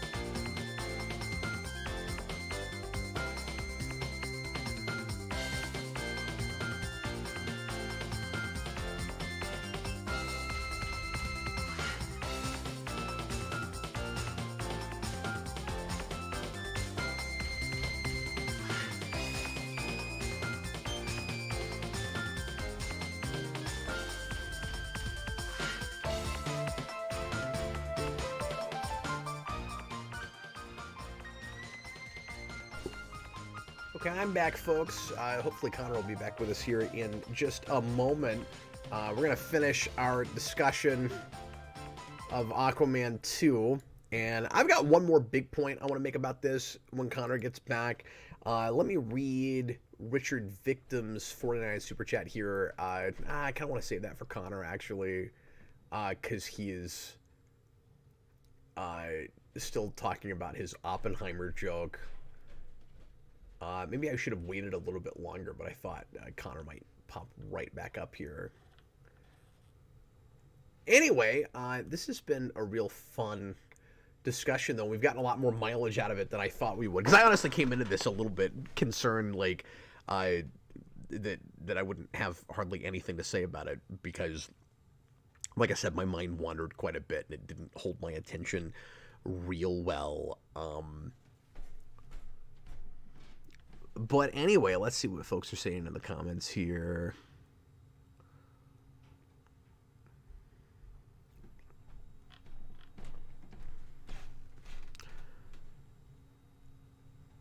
Let me go ahead and read Teddy's $20 super chat. Teddy, thanks a lot for the support, man. I really, really, really appreciate you. He says, they should have replaced Amber Heard with Johnny Depp and never acknowledge it. Not even in interviews. Depp never mentions it. They just act like Amber Heard was in this.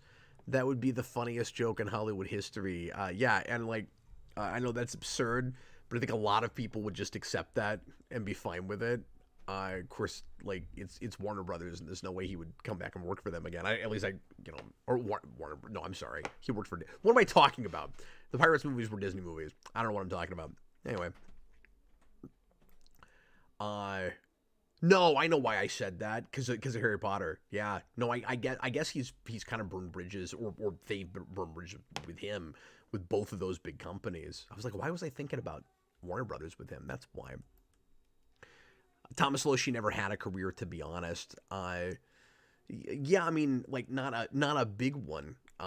They met on a set, you know, when they first got together. I hope Connor is all right. I hope he's able to come back, because otherwise we'll just wrap things up here pretty soon. I could jump into that last big point I want to make, but I kind of want to wait until he comes back in.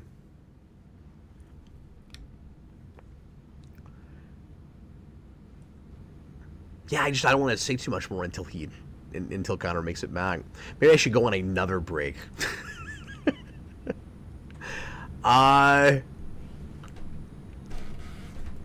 Yeah, I'll put the logo back up for just a little bit, guys. Bear with us while we wait for Connor to come back, because I can't do too much else until he gets back, because I'll just have to repeat myself. See you guys in a minute.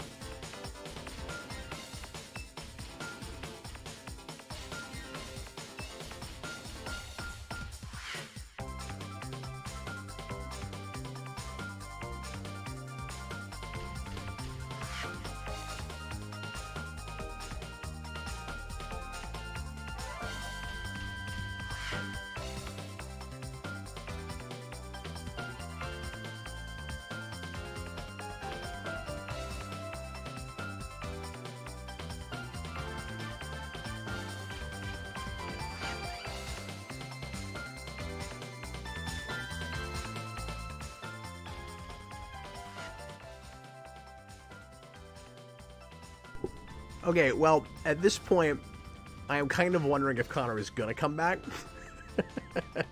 I'm here. Oh, there he is. Okay, cool. Hello, sir. Can you see me? No, I cannot. Oh my god, hold on.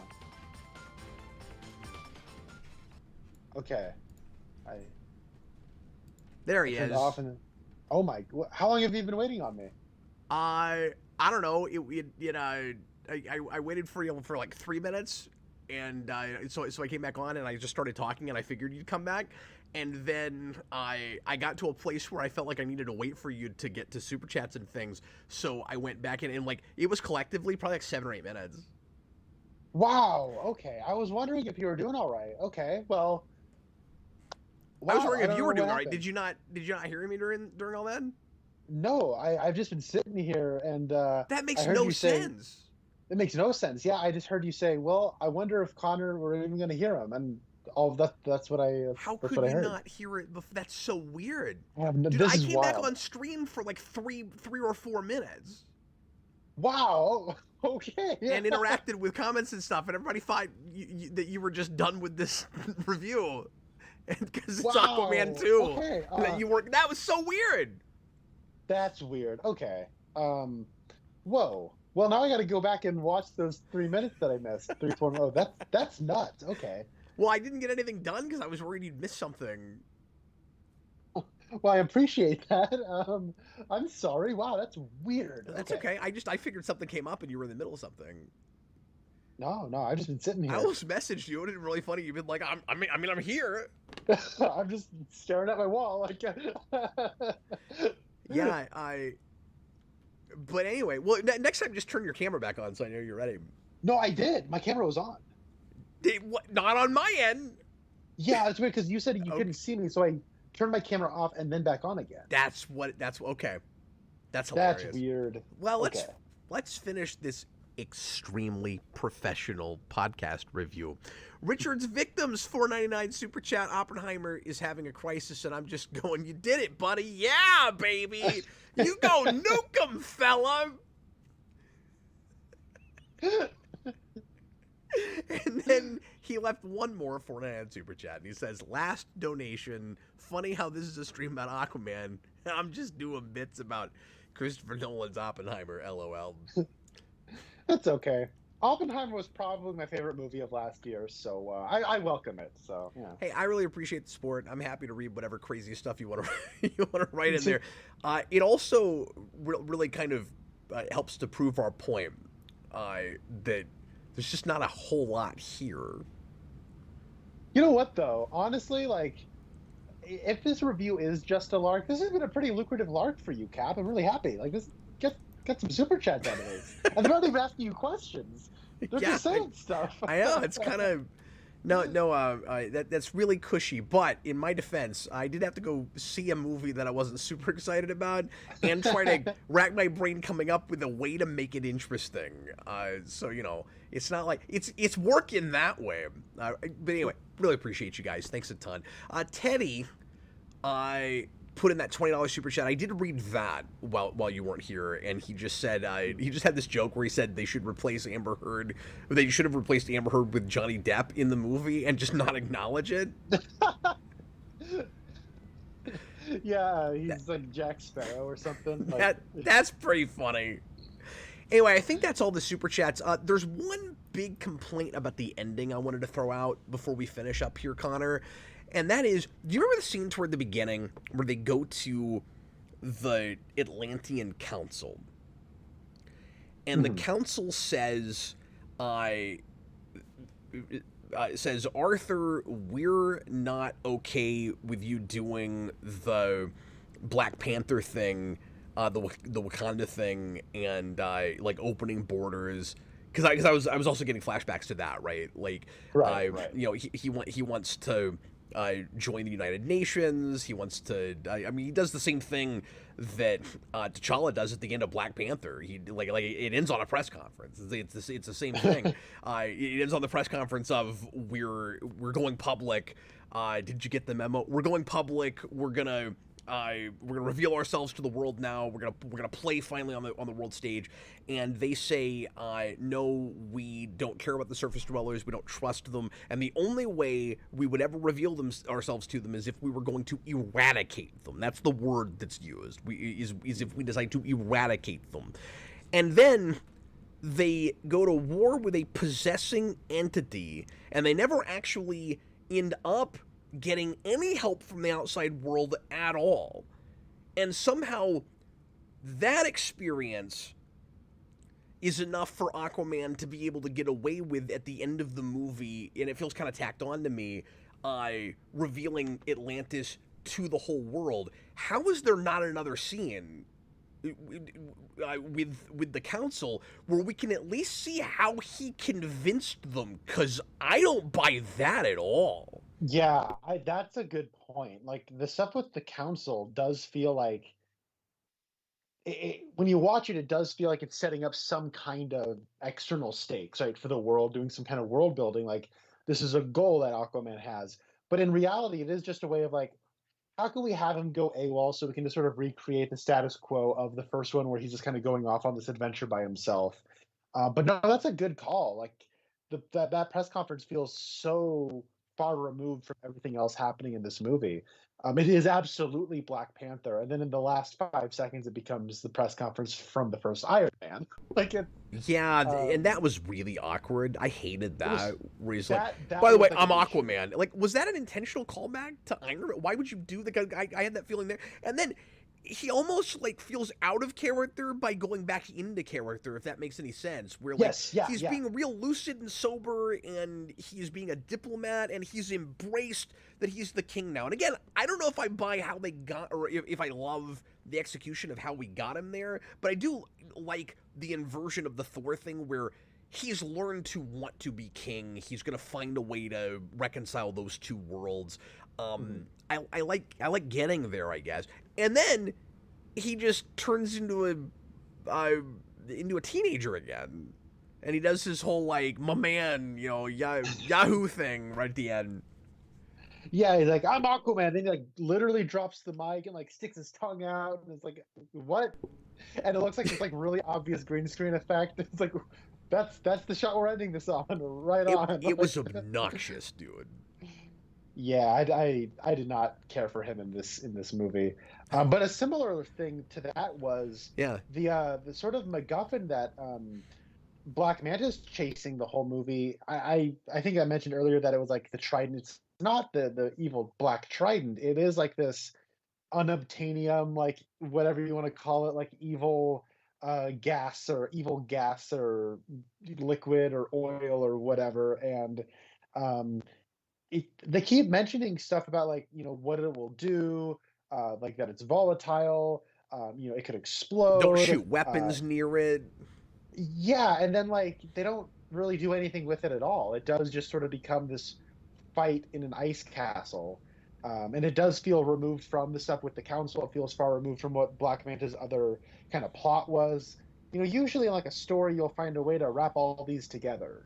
And this one, they don't do that. Yeah, like it's coherent, but it's not cohesive. It's not super cohesive, right? Like I understand what's happening, but it doesn't all feel enough of a piece by the end. It's kind of just at the end of the day, it feels like a bunch of stuff that happened, and then there's also a tacked on moral that it feels like it has to explain at the end. Because like I said, I hate that thing where Orm just keeps going on and on, where he's like, trust your instincts and you'll be a fine king, yada yada. And like we start from, we don't even know if these two guys like each other and get like in this conversation and like will ever get along, all the way to they might as well be like hugging it out. Yeah, and like it's really forced and awkward and easy just how far we get them in that scene. Well, we didn't earn all of that. No, and I hated the joke from the trailers where, like, in the trailer it is like a king builds bridges, ha ha ha ha ha. But then it's like it's a metaphor. It's like, well, my metaphor just did blah. It's like that's not and what it kept going. Is, but that's the joke. Yeah, and they made that an ongoing joke. It kept going. But then at the end, though, like Patrick Wilson's like, well, your metaphor just saved the world. It's like, why would you be making that joke? No, and well, and what didn't make any sense about that, like that was some baffling writing, right? Yeah, yeah. I What didn't make any sense about that is he kept saying like your metaphor is if Aquaman came up with it. He read it on a like ancient wall, Yeah, it's like and inscribed in a yeah, statue or something. and it wasn't a metaphor. I mean, it was a metaphor, but like it's a pun that is well, it's a riddle, so Mhm. that you can do the thing to get to the next place to advance in the video game because it's just a video game plot, Yeah, like yeah. it's just a cookie cutter video game plot.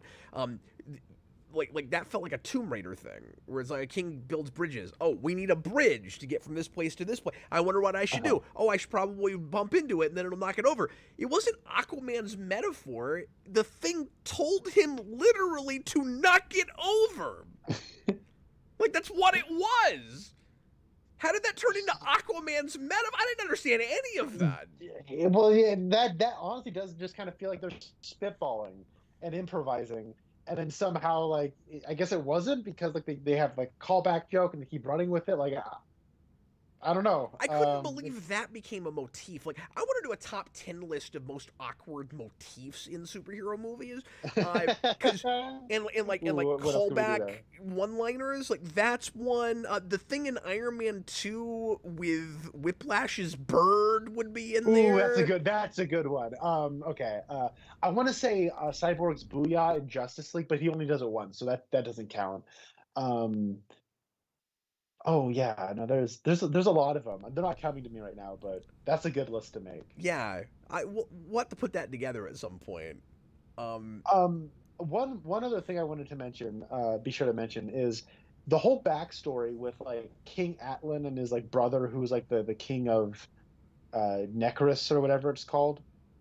Um, Obviously a parallel between Orm and Aquaman, and that's you a know, place where it's brothers. weird that they don't come right out and talk about it. How do they not have a Yeah, conversation about it? How is there not that conversation? And I don't mean like hold the audience's hand. Like I don't want to be a hypocrite. It would be natural for for one of them to say to the other, "Man, we should be careful we don't turn out like that." right. How And does then that conversation never happen?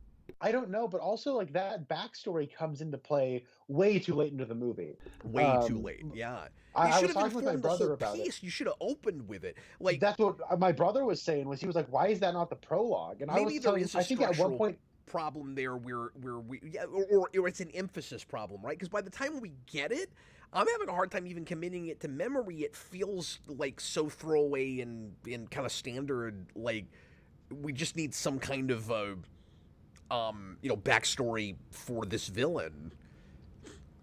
I feel like at one point it was the prologue, and then like through reshoots and restructuring, they moved it around. But like that's the most compelling stuff in the movie, I thought, and it's like all at And the easy to end. miss it. Easy to pay no Yeah, attention exactly. to it whatsoever. Yeah, that was something I just remembered when we were on break. But No, yeah, I that's an obvious parallel that they clearly did on purpose. They could have done something with that. mhm. Or they could have done a lot more with that, I should say. And yeah, like it's fine when you have again metaphors. It's fine when you have a thing like that, or not metaphors, but parallels. It's fine when you have a thing like that, and it's like clear in the piece, but nobody has to come out and make that point Mhm. for you. But this kind of thing is a little bit different. It should have informed these characters' decisions. It should have created opportunity for change. That's the distinction. So that's not me Yeah, saying yeah. like what the movie needs to make explicit for the audience. It's what should be informing the characters and how they propel the story forward. Yeah, and like I think like talking about it would be perfectly reasonable, even in a Saturday morning cartoon context, because like no matter which way you're kind of going, is it like it is like sort of like this mythology, and like these are people maybe reflecting on their own nation's mythology and trying to learn from it. Like you can make that work in really either context, whether you want to go serious with it or you want to go Saturday morning Yeah, cartoon with like it. Like it would have been fine either way. know your history so you don't repeat it, and like Yeah, yeah. these were our family, and look, we're falling into the same trap they did, and they're gonna destroy the world over the same kind of like volatile relationship that we have, and we should settle our differences so that doesn't happen. And it's just Yeah, weird they like all that stuff is perfectly fine to do. Like I would have enjoyed that, you know, and they just don't really do anything with it, which is a shame. Like they don't do anything with it. yeah. The other thing about the council thing is there's the direction I thought that was going to go was Aquaman comes to the council. He says, "We need help from the surface. We're going to have to tell them that we're here so that we can." And he says this so that we can combine our armies and fight Black Manta, fight this force. And they're like, "No, we're not going to do that." So especially because like look at how Aquaman takes everything into his own hands in the first movie, and he goes and breaks his brother out of prison. Why doesn't he just do it anyway?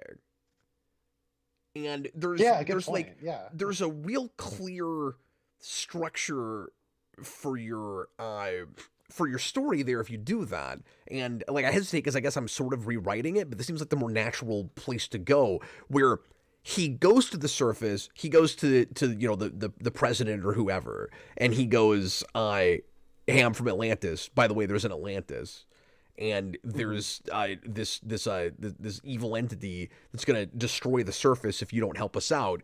And then he actually brings armies together, and they help. And then at the end of the movie, he's able to more convince the council that they should be a part of the outside, because they would have all died if it wasn't for the help they got. That's where I thought that was all going. That would have been a perfectly logical and fine way to go with it all. Yeah, yeah. But instead, they handle it all internally, and then somehow the council is fine with him revealing things. It doesn't make any sense. And somehow at the end of this whole experience, he thought, you know what we really need to do? Reveal ourselves to the world. Okay. Yeah. Well, and there's an excuse for it, because they're trying to make it look like they're paying that whole thing off, and like they're propelling the story for the main reason they're doing that, I think, is in case they made a third movie, like where does that go? Because it kind of feels like there's not anything left to do. Whereas like, okay, now we're gonna deal with Atlantis, you know, in the midst of the rest of the world. Maybe we, you know other societies and governments. Maybe we do some kind of like political intrigue thing or whatever. But the excuse that he makes at the end is, well, we're gonna need help in case this ever happens again. That's what he says in the voiceover. Okay. But See, I'm glad we're not. But even if that's the reason, Sorry, you need to show me a scene where you convince the council. Right. No, absolutely. Yeah. I don't know why that's not there.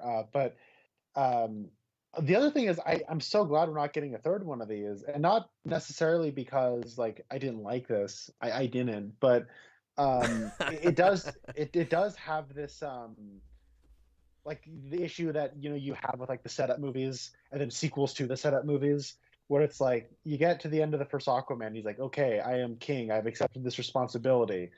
And then in this movie, the ending is, okay, I finally accepted my role as king and the responsibility that comes with it. It's like I don't have any reason to believe that the third movie wouldn't have just been, actually I need to go AWOL again so that I can go do like the status quo where I'm just kind of doing this little like team up adventure with like a supporting member of my cast for a third time, and then at the end of that movie he will learn, wow, what I really need to do is become king and accept the responsibility that comes with that. Like it does feel like fool me once, like I don't believe because that that's all do four is done, but the opposite, yeah. where it's like, oh yeah, I don't want to be king. Yeah, we know that.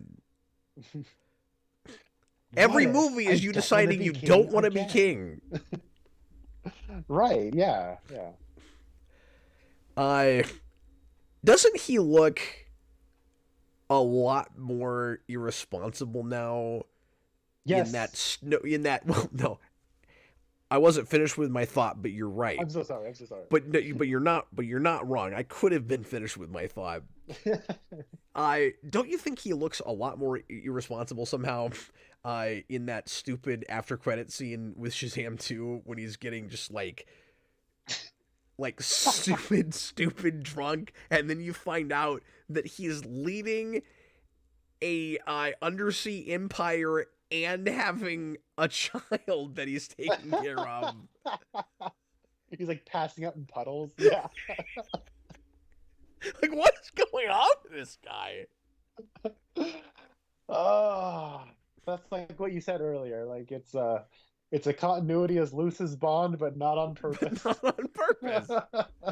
You know, I think I didn't pick the right best thing. I think my best thing should have actually been that there wasn't I keep saying obligatory, but there wasn't the annoying obligatory out of character after credit scene with some cameo from another superhero in this universe. I'm really glad we didn't have to sit through another one of those. And like, it's weird that this is the last DCEU movie and there's no connection to anything else in that universe, but I would rather this, honestly, than me too. Gal Gadot shows up again. Like, she shows up in all of these to have a guy awkwardly hit on her and to have her lasso wrapped up around someone who doesn't realize it. We've done that like 3 times in a row, but not with this one. So that's good. Which is ironic because the first person that she had the lasso wrapped around didn't realize it was Aquaman in Justice League. That's right. I am a little like, I remember there was like a picture of Jason Momoa hanging out with Ben Affleck in like some like office, I assume at Warner Brothers. I am a little surprised no Batman showed up. I imagine if there was, this movie got retooled, reworked, and that got cut. But yeah, no, I honestly, like you, I prefer it this way. Just make your Aquaman sequel, get it out, be done with it. I am so glad we are done with the onslaught of 2023 DC movies. I cannot wait to not really watch any DC movies this year. And then for 6 months into 2025, I look forward to watching no DC movies until Superman Legacy. At least, I know Joker's coming out. I might watch that, but like, yeah, I was gonna say at least DC movies in any kind of continuity. I mean, like, yeah. That's up to you. I will go see that, obviously, because I review all this stuff. But but you do have to prepare yourself for the onslaught of Sony Spider-Man movies without Spider-Man in them, because that will be this year's version of the. That is the correct face, by the way.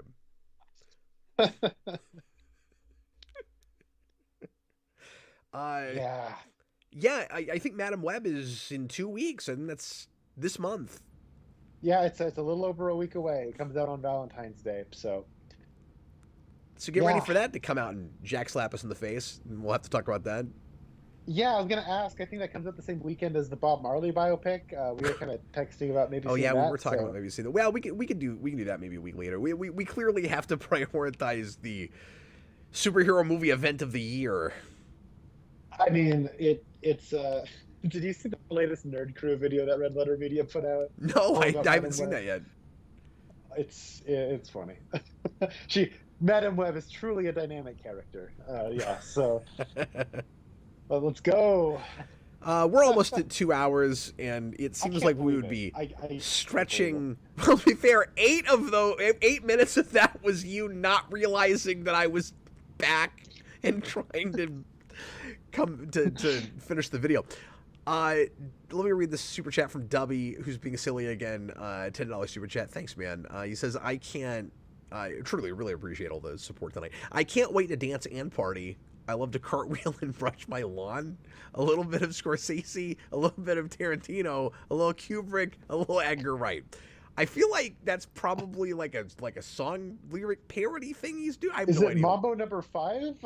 That must be what it was. That must be what he's doing. A pinch of Scorsese. He's doing nice. Mambo number 5. That's what it is. That's cute, Dubby. Well done, sir. Any final thoughts about this direct-to-video DC animated movie that they just happened to make as a live-action film and put in the movie theater? Yeah, AI is pretty good at like rendering like authentic like skins. It looked live action from in a lot of the scenes to me. No. Yeah, no, No, you missed the I memo. don't. It was in fact in live action, but they got their hands on a script for an animated movie and didn't realize they were supposed to animate it. So they actually they shot it live action. I don't know why they did that. Yeah, I don't. I'm curious to know what James Wan does next because I was kind of on board for the James Wan like over the top ridiculousness for a little bit there. Like I Furious 7 is actually my favorite Fast and Furious movie, and I do enjoy the first Aquaman movie for how nuts it is. At least I remember. I haven't gone back to it in like 5 years, so I might feel differently. But his kind of nutso like one for me. I just made $1 billion movie, kind of horror movie, Malignant. It it didn't work for me the way it did for a lot of people. Like the silliness of it and the wackiness was just too little too late, and then this one just felt obligatory. So I'm curious to know what he's going to do next. So we'll see. I I I have a historically have liked James Wan, so I have a prediction to make about that. I think he will almost certainly make something for James Gunn's DC because he that's a good call. seems pretty tight with Safran.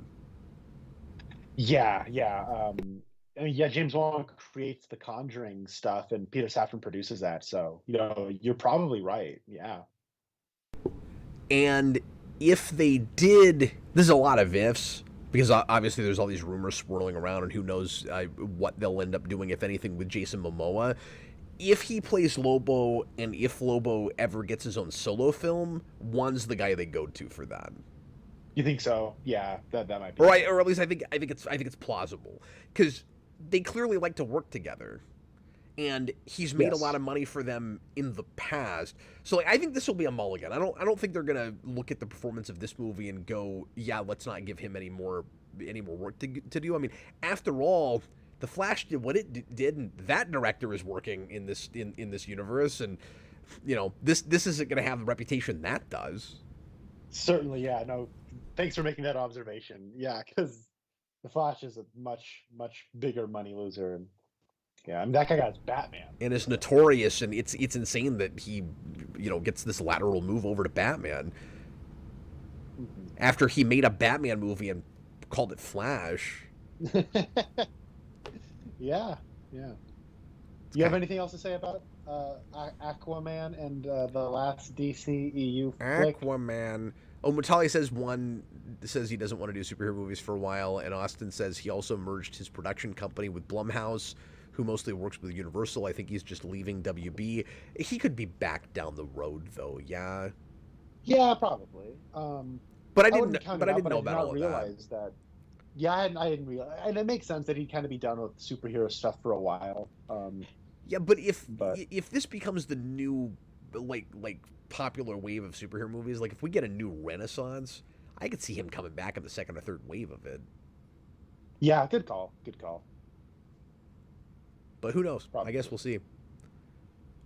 Well, I'm ready to go do something else. So We've somehow talked about this for 2 hours. that's astounding. It's really just I like hanging out with Connor. And I like hanging out with you. So it didn't feel like 2 hours. So that's what this has. That's what this conversation has over the actual movie Aquaman and the Lost That's Kingdom. true. So Yeah, as that felt longer than it was. I don't actually know how long that movie was. Was it a full 2 hours? yeah, I think it was Two, about two two hours ten or because it was something? like the first one was like 2.5, and it was noticeably shorter than That's that because one. they made 5 movies, Yes, and yeah. then this movie they had a like hour and a half video game campaign that they had to stretch out to a full couple hours for a movie. Like it was the opposite problem. Yeah, when they got onto that island, I'm like, okay, so this is the side quest level. um, yeah, it was a video game. Yep. Well, everybody look forward to Madam Web. I'm gonna twist Connor's arm and try to get him to come back for that. I'll come back for that. Well, thanks, man. I'll do that one. Yeah. What else am I going to watch in February? The Bob Marley biopic that looks actually yeah. quite good. I'll watch that too. Yeah, yeah. I'll be sure to watch that as the first in a double bill, and then remember more about that than Madam Web. That's what'll happen. So, yeah. Well, I was yeah. gonna say this earlier. I made the mistake of watching the 1992 Denzel Washington Malcolm X last night, right after seeing Aquaman 2.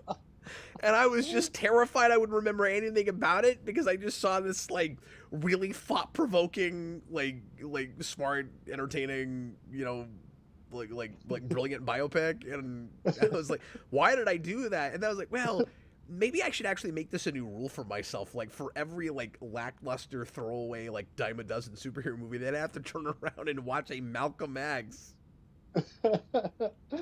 It does my brain good. I feel like I've been sharper tonight just because I watched Malcolm X last night, right after Aquaman. That's great. I mean, I own Malcolm X. Like you telling me that you saw that, you're like, it's great. It's cracked. It's everything it's cracked up to be. I'm like, well, great. I'll probably watch that. That's what I'll watch in February it's brilliant. Instead of Madam Web. Well, in addition to Madam Web, I'll recreate your experience with Aquaman. So. I have turned into kind of like a do it the same day.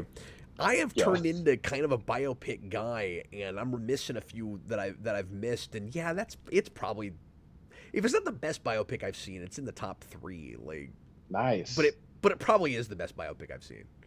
Wow. Okay. Because I know you like Ray and The Founder are up there with you. Yeah. Well, and best and favorite are not necessarily the same thing. Like, sure. Yeah. Like nothing's likely to beat out The Founder for me for favorite biopic. Mm-hmm. I need to watch more of them.